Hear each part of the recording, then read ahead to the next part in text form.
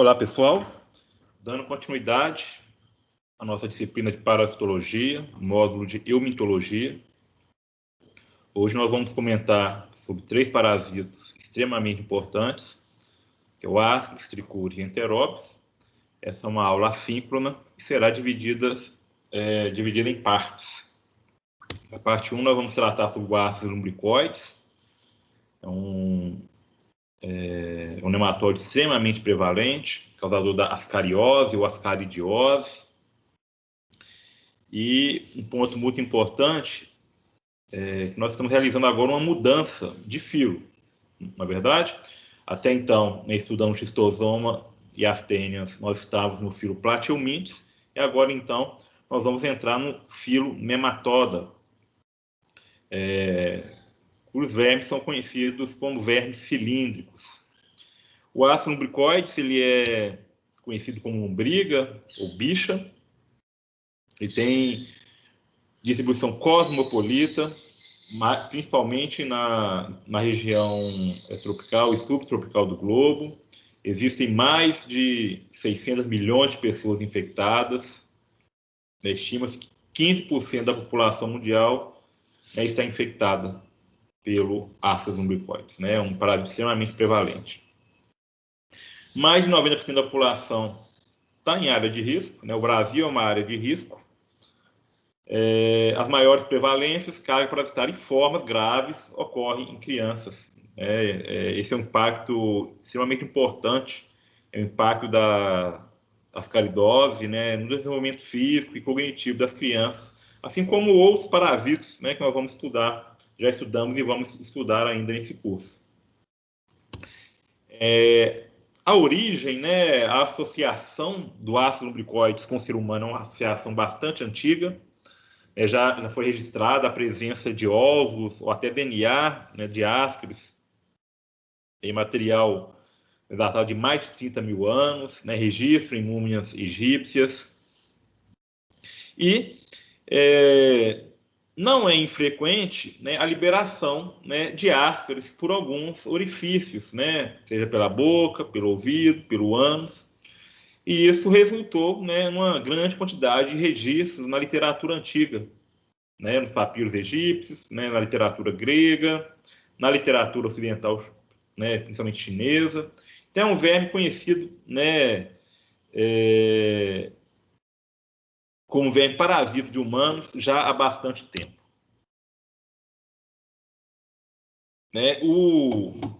Mas o estudo morfológico, zoológico desse parasito eu diria, bem mais recente. Um passo importante ocorreu com Edward Tyson, por volta do século XVII. Ele começou a realizar estudos anatômicos de diferentes organismos. Inclusive, ele foi a primeira pessoa que trouxe, assim, ainda numa época onde a teoria da evolução não era conhecida, ele já lançava as ideias da grande semelhança entre primatas humanos, entre a espécie humana, e primatas não humanos. Segundo ele, os chimpanzés são mais semelhantes aos humanos do que outros primatas, principalmente em relação ao cérebro. Mas o que isso tem a ver com a aula de eumitologia? Tem tudo a ver porque o próprio Edward Tyson, muito curioso que ele era, ele encontrou vermes e foi que primeiro descreveu, vamos dizer assim, o que a gente conhece hoje como Ascaris lumbricoides. Mas vejam bem, como que era desconhecido as coisas nessa época. Ele achou que era um anelídeo, ele achou que era uma espécie de minhoca.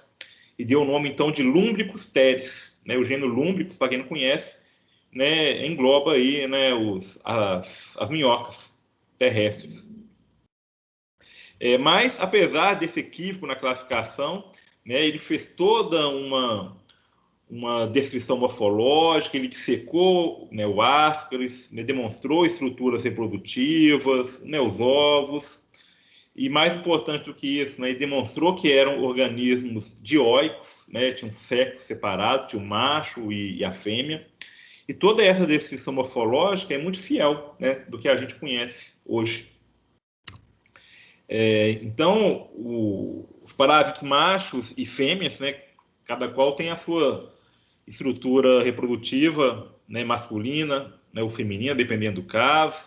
Então, nós temos testículo, vaso diferente, vesícula seminal.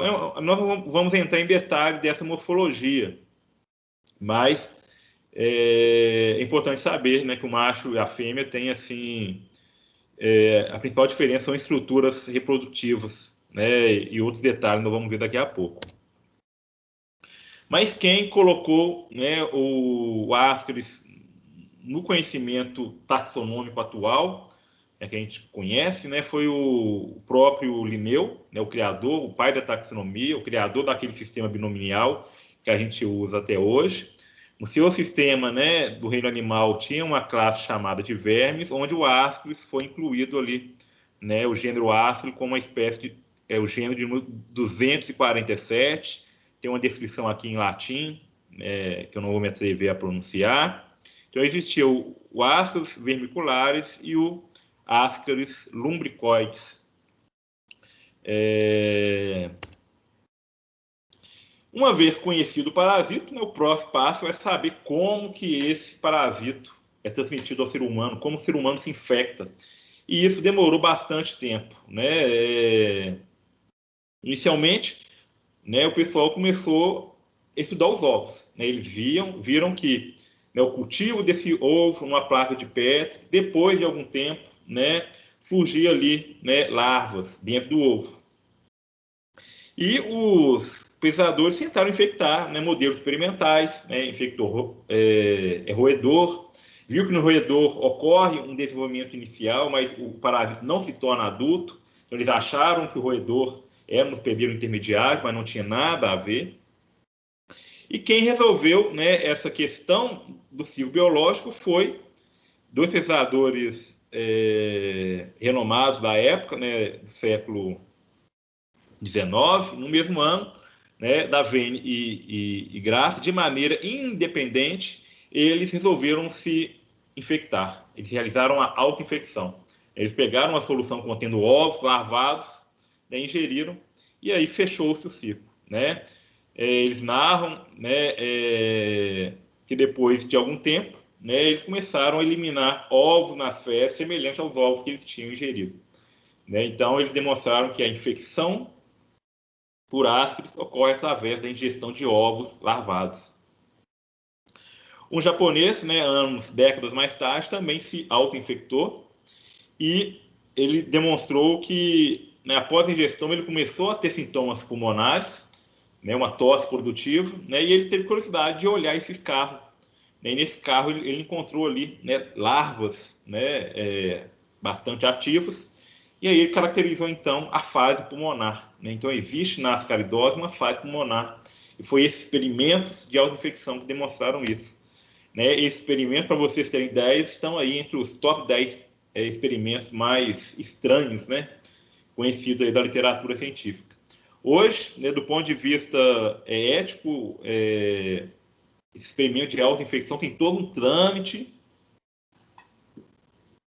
tem que ter aprovação, mas é algo extremamente complicado, né? Nessa época eles não sabiam o que poderia acontecer com eles, né, devido à ingestão, né, dessas formas parasitárias.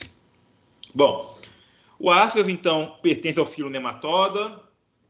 Essa é uma classificação mais recente, a gente não vai entrar muito em detalhe, o que importa a gente saber que pertence à família Ascaridida e o gênero Ascaris, né, na árvore filogenética aqui dos nematóides, perdão, ele está aqui no clado 3, né, juntamente com outros parasitos de vertebrados.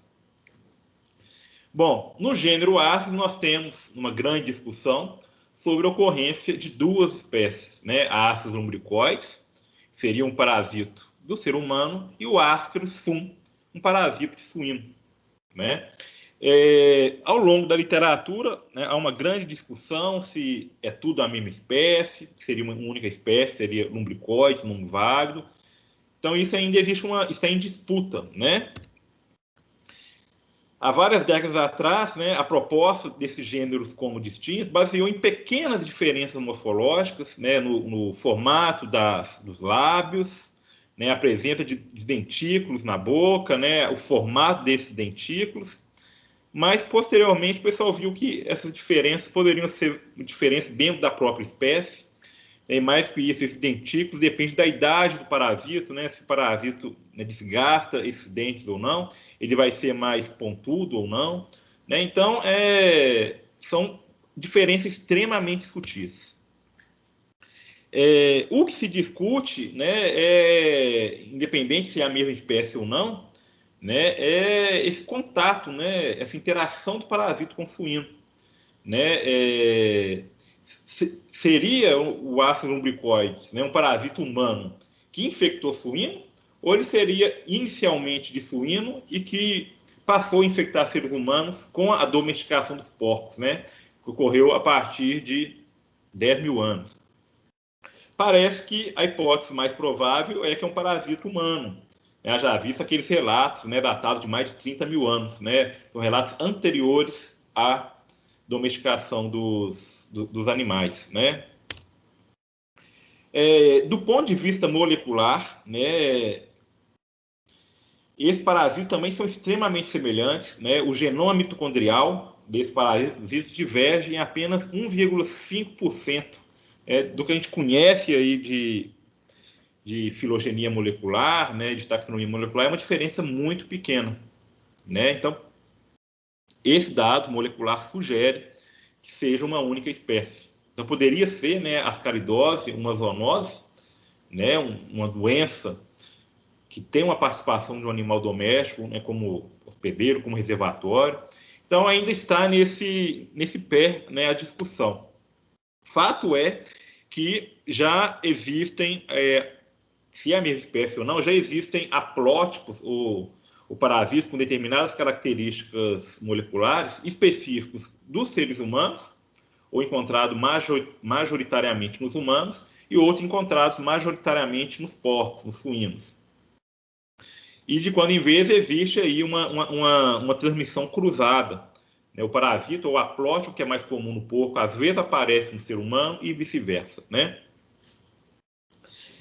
Aqui no Brasil, né, os estudos recentes apontam também que existe essa transmissão cruzada, né, entre parasitas, independente se é a mesma espécie ou não, mas vamos chamar de haplótipo, né, existe a transferência de haplótipos de áspidos de suínos para seres humanos e vice-versa. Então, existe sim uma infecção cruzada.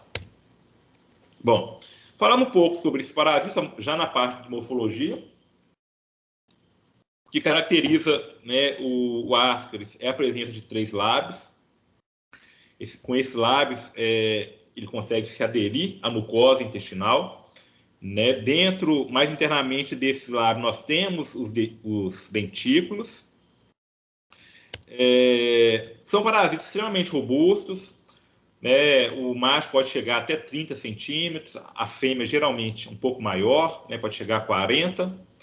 E o que caracteriza o macho, né? Além daquela parte da estrutura reprodutiva, como eu já comentei, né, a presença de testículo, é a extremidade posterior. Ela é curvada ventralmente. Na verdade, isso é uma característica comum a todos os nematóides, ou a grande maioria. O macho, ele tem a extremidade curvada ventralmente. Enquanto a fêmea, né, a parte posterior, ela é totalmente retilínea, tá bom? Então, isso é o que a gente usa para separar os nematóides em geral, né, nas próprias aulas vocês vão ver isso, né, que o macho sempre tem, né, essa parte posterior, para parecer um cabo de guarda-chuva, né? E enquanto a fêmea, né, a parte posterior é totalmente retilínea. Na maioria dos nematóides, né, a fêmea é geralmente maior que o macho, isso é uma tendência.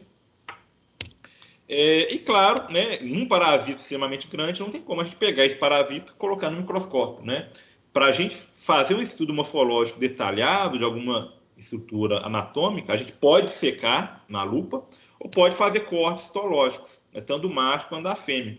Então são cortes transversais, né, e isso evidencia para a gente, né, a presença de diferentes estruturas, né, de alças ovarianas, alças intestinais, a parte aqui da faringe, né, da estrutura bucal. Então, tem uma diversidade de estruturas, né? Foge do escopo aqui do nosso curso, entrar em detalhe dessa morfologia. Mas só lembrando que são vermes que têm uma cutícula externa, né, que envolve esse parasito, né? Tem uma camada muscular e são a gente conhece anteriormente como pseudocelomados. Eles não têm um celoma verdadeiro, mas tem uma cavidade, né, onde ficam, né, embebidos aí esses órgãos. Né, temos o intestino, tanto no macho como na fêmea, e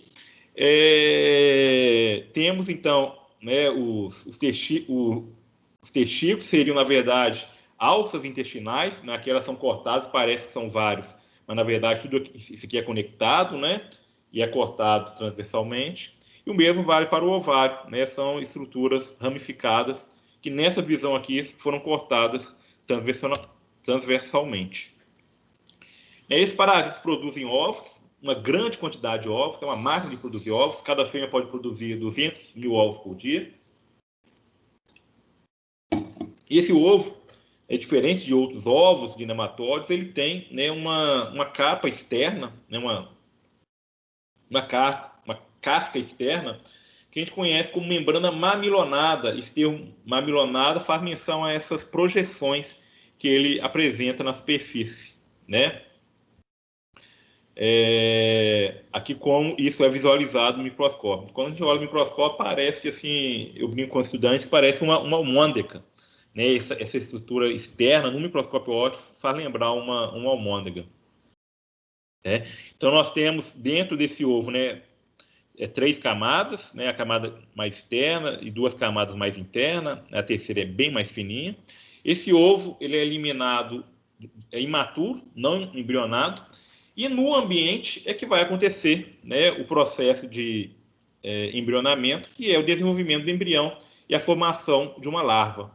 Tá bom? Nessa imagem que nós já temos aqui um ovo contendo a larva. Às vezes, por algum defeito de fabricação, esse ovo ele pode sair sem essa membrana mamilonada, a gente chama de ovo decorticado, né, é totalmente liso. Ou então, né, não aconteceu o processo de fecundação nesse ovo.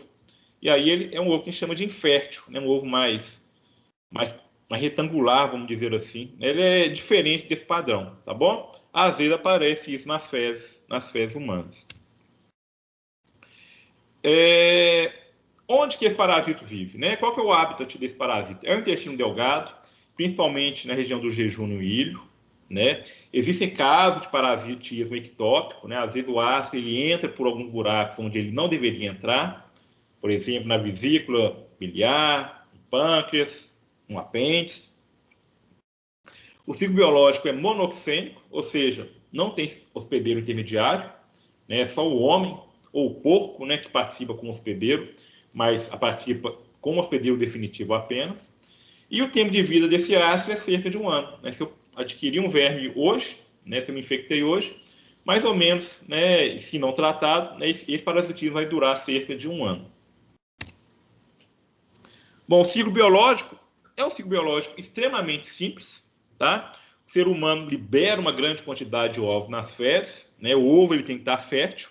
Nem uma vez fértil, ele vai passar por uma fase no meio ambiente, onde em condições adequadas de oxigenação e temperatura, vai se originar a larva infectante.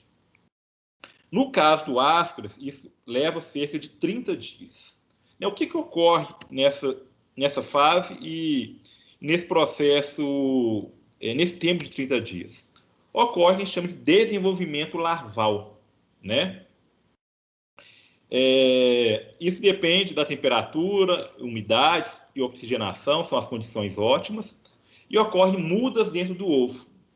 Na próxima aula, nós vamos discutir melhor essa questão de mudas, mas hoje, né, é preciso saber que os nematóides, para eles crescerem, eles precisam sofrer mudas, que nada mais é do que a troca de cutícula. Então, ele cresce um pouquinho, troca aquela cutícula externa, né, realiza o que a gente chama de muda e continua crescendo até a próxima muda. Tá? Para a aula de hoje, O que a gente precisa saber é que existe uma muda, que a gente chama de L1 para L2, né? Esse L faz menção, né, à larva. Então, sai o ovo, forma uma larva, que seria a forma L1, sofre uma muda para L2, né? Essa larva é do tipo rabditoide. Na próxima aula nós vamos discutir o que é isso, rabditoide. E para o ovo se tornar infectante, precisa então uma segunda muda, que é a transformação de L2 para L3, né? Que é uma larva do tipo filarioide. Guardem isso, na próxima aula nós vamos voltar a falar, né, o que é isso, rabditoide e filarioide. Então, resumindo essa história, né, entre o ovo que sai nas fezes até ele se tornar infectante para o ser humano, né, esse ovo precisa atingir o estágio L3, e nesse estágio ocorrem mudas, né, que nada mais é do que a troca de cutícula. Tá bom? Esse ovo, né, ele, assim que ingerido pelo ser humano, né, o ovo larvado contendo a forma L3, o ovo imaturo, né, ele não vai para frente, né, se o hospedeiro ingeriu o ovo imaturo, né, o ciclo não se fecha. E após a ingestão do ovo maduro, então, né, essa larva vai eclodir. Mas antes desse ovo entrar, né, no ser humano, né, vamos salientar dois pontos muito importantes, que é a resistência desse ovo no ambiente. Ele fica aí por meses no ambiente, né? Isso favorece muito a transmissão. E além disso, né, a casca desse ovo, não só do ácido, mas de outros eumintos, a casca, né, desse ovo, essa membrana externa e principalmente a membrana interna, que é uma membrana mais lipídica, impede, né, a chegada de diferentes substâncias, e entre essas os desinfetantes. Para vocês terem ideia, o ovo de ácido ele fica ele é resistente até ao formol, né? Fica mesmo no formol e a larva ainda ali mexendo. Então, quando a gente fala que não pode se alimentar no laboratório de aula prática, né? Não é o caso deste momento de pandemia, é mais devido a isso. É possível que tenha um ovo ali, um material fixado, mas que tenha, né, uma larva, o ovo contendo ainda uma larva infectante de ácido nucleicoides, dada, né, a grande resistência desse parasito.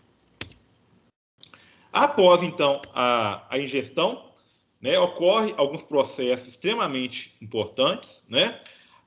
O ovo chega no estômago, a acidez estomacal digere, né, essa casca, né? Então o ovo passa então para o intestino, e essa mudança de pH, né, a chegada de sais biliares, estimula, né, a liberação dessa larva L3. No intestino delgado, então, essa larva ela vai penetrar a mucosa intestinal, né, e vai ganhar, né, um capilar sanguíneo, né, e vai ganhar circulação e vai chegar no pulmão. Então, esse parasito tem uma fase pulmonar. No pulmão, né, discute-se, né, que esse parasito sofre uma muda, né, ainda não está comprovado, tem autor que fala que sim, tem autor que fala que não, mas fato é que existe uma fase pulmonar, né, essa larva, né, ela vai subir de maneira ascendente aqui, né, a árvore brônquia, né, e aí, né, ela vai ser auxílio, né, do batimento ciliar, né, secreção, ela vai chegar, né, e ela vai poder seguir dois caminhos. Ela vai poder ser escarrada, né, junto com a secreção, né, com o muco, ou ela vai ser deglutida. Se ela for deglutida, o ciclo continua, né, ela passa novamente pelo estômago, chega no intestino, e aí vão acontecer algumas mudas, né, até esse parasito se tornar um parasito jovem e até atingir a maturidade sexual. O parasito maduro sexualmente, ele vai acasalar, vai acontecer a troca de material genético, né, e aí inicia-se a produção de ovos. Todo esse processo, entre a ingestão do ovo infectante e a liberação de ovos, leva 2 meses, 60 dias. Então, a transmissão de ácido ocorre pela ingestão de ovos larvados, através de água e alimentos contaminados. Existe a transmissão hídrica, isso é muito importante para a dispersão desse ovo, né? E existe também, né, a veiculação mecânica, né, através de, por exemplo, insetos, baratas, moscas, né, posa no material orgânico que contém ovo, né, lavado ou até imaturo, mas leva esse ovo, vai contaminar o alimento, né? Se ele já estiver infectante, imediatamente o ser humano pode se infectar. Se não tiver naquele alimento ali, o ovo vai se tornar infectante. Então, as possibilidades são muitas. Bom, o que acontece, então, devido à infecção? Né? Inicialmente, né, é importante falar que a ascariose ou ascaridose, tudo depende da carga parasitária. Né? Na forma larval, né, a gente pode ter alterações hepáticas. Né? Assim que a larva penetra na mucosa intestinal, ela ganha circulação, ela pode passar pelo fígado, do fígado que ela vai para o pulmão. Né? E dependendo da carga parasitária, pode ter hemorragia, pode ter necrose, alterações hepáticas. Na fase pulmonar, né, pode ter pontos hemorrágicos, né? A larva ela rompe ali alvéolos pulmonares, né? Ela pode estar levando ali alguma bactéria. Isso vai levar, então, a febre, tosse, dispneia, bronquite. E uma síndrome que a gente conhece como síndrome de Loeffler. Foi o pesquisador que descreveu isso pela primeira vez. Isso ocorre para ácido, mas ocorre para outros nematóides, que nós vamos ver nas próximas aulas. Isso se caracteriza por uma alteração respiratória leve, uma tosse produtiva, pode ser sanguinolenta e pode conter larvas. Né? E, além disso, né, eosinofilia, que é uma marca característica das infecções eumíticas. Na fase intestinal, né, quando o parásito já está ali adulto, produzindo ovos, né, a sintomatologia vai depender da carga parasitária. Né, se tem pouco verme, né, vai ser assintomática. Né, infecções médias e maciças, né, na carga baixa, que geralmente são 6 vermes, né, um pouco mais, um pouco menos. Mas quando a infecção média e maciça, né, a gente já tem uma ação espoliadora, né, existe uma competição pelo alimento, né, o parasita se alimenta ali do quimo, do alimento em digestão. Isso é agravado pela malnutrição. Né? O que eu quero dizer com isso? Se é um paciente, né, que tem uma condição, que tem uma alimentação balanceada, nutritiva, à base de ferro, come feijão, né, tem uma boa alimentação, né, ele vai ter o parasitismo, mas, como se diz, vai ter alimento para todo mundo, né, vai ter nutrientes para todo mundo. Agora, se é um paciente que não se alimenta bem, né, um paciente que não tem acesso à alimentação adequada, né, então já tem essa competição pelo alimento. E tudo isso vai levar, então, a um déficit físico e mental, principalmente cognitivo. Isso é muito comum. Principalmente porque, né, a ascaridose ela é mais comum em crianças. Existe uma alteração chamada como PAN, que são essas manchas na pele. Né, é um sinal inespecífico, né, algumas infecções fúngicas podem levar a isso também, mas é muito comum na área endêmica, né, a gente chegar e ver crianças apresentando essas alterações e uma carga elevada de ácido glicoides. Os autores discutem que isso é devido a uma expoliação por vitaminas, principalmente vitamina A e C. Temos uma ação tóxica que é devido aos antígenos secretados, né, e excretados por esse parasito, né, isso pode levar, né, a uma ação tóxica, principalmente, né, uma diarreia.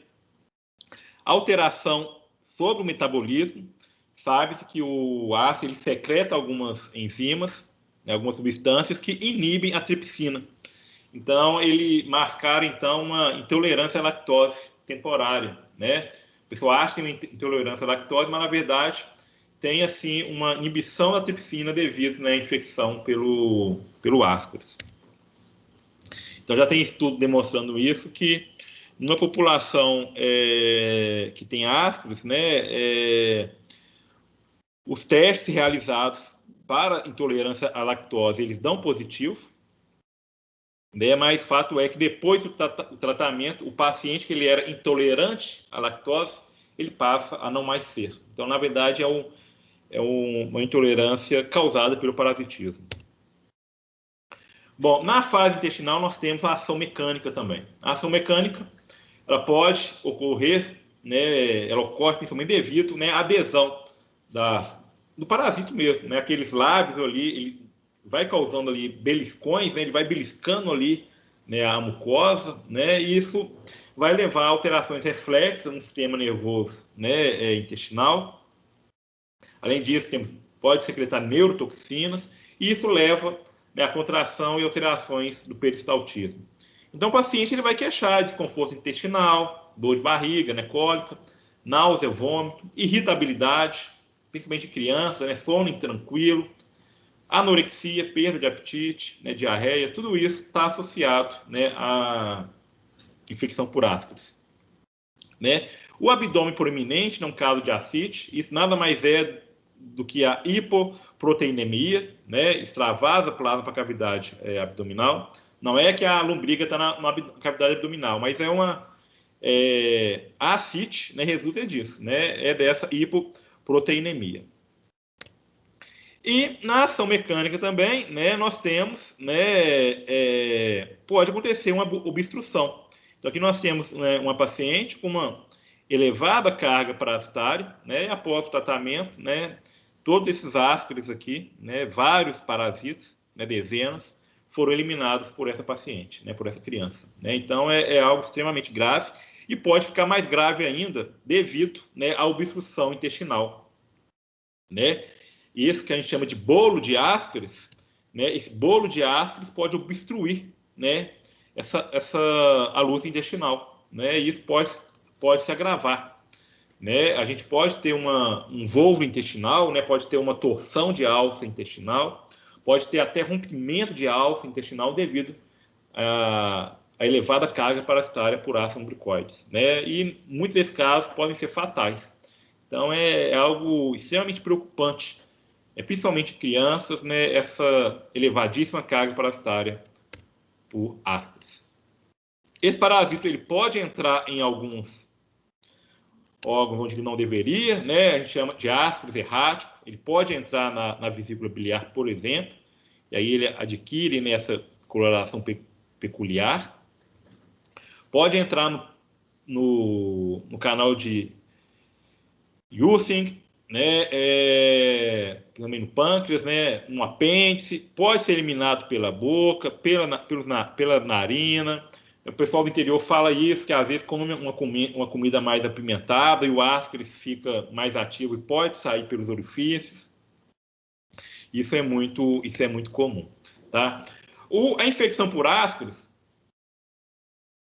né, só agora a gente consegue entender um pouco sobre, né, aspectos imunológicos, mas sabe-se que as maiores cargas parasitárias ocorrem na infância, esse é um fato importante, e com o passar da idade, né, as cargas parasitárias diminuem. Né? O pessoal discute que provavelmente é devido à melhoria dos hábitos higiênicos, mas também pode ser devido, né, a uma questão imunológica, né, a resposta imunológica devido a esse parasita. Quanto ao diagnóstico, né, os sintomas são extremamente inespecíficos, então o diagnóstico clínico é muito difícil de ser realizado, né? Além disso, muitos casos são assintomáticos, né? Então a gente tem que lançar a mão do diagnóstico laboratorial, né, o diagnóstico parasitológico é por exame de fezes, o famoso EPF, exame parasitológico de fezes. No caso do ascaris, é um diagnóstico muito fácil de fazer, porque a fêmea libera muito ovo. Então, se eu tiver um casal ou dois casal de ascaris, né, ou duas fêmeas, não, eu vou liberar muitos ovos. E o diagnóstico vai ser fácil, né, pelo método de sedimentação espontânea, o método de Lutz, é um método extremamente pouco sensível para outros parasitas, mas para o ascaris ele funciona muito bem. E aí a gente vai ver, né, o ovo característico, né? É interessante o ovo de ascaris, ele absorve, né, os pigmentos fecais, então ele tem esse aspecto mais amarronzado mesmo no microscópio óptico. A gente pode fazer o mel de Catucate também, tem a vantagem de ser quantitativo, ele permite a gente estimar, né, a carga parasitária, mas eu diria que na prática, né, os clínicos não pedem, né, um Catucate se a suspeita é a infecção por ascaris, tá bom? Mas é assim que ele se apresenta no exame de ascaris, no exame de Catucate. Daria para fazer método imunológico, daria para fazer método molecular, pesquisa de corpo antígeno, pesquisa de DNA do parasita nas fezes, mas, sendo bem sincero com vocês, tudo isso é estritamente acadêmico. Na prática, né, o bom e velho exame parasitológico de fezes, no caso da ascaridose, né, é o suficiente. E o tratamento, né, é extremamente fácil também, existem várias drogas, né? Albendazol, mebendazol, tiabendazol, pamoada de pirantel, levamisol, ivermectina. E o que é muito importante é que essas drogas não atuam sobre o ovo, de modo que é importante orientar o destino correto dessas fezes, né? Principalmente nas regiões onde não tem, né, saneamento básico. Então, esses ovos do paciente tratado, em hipótese alguma, eles podem contaminar o ambiente, que aí, né, vai favorecer infectar posteriormente, né, o próprio paciente e outras pessoas, familiares e pessoas da comunidade, tá bom? O tratamento ele é bem eficaz, né? As diferentes drogas atuam bem, mas como eu comentei, não atua sobre os ovos. Esse é um ponto importante.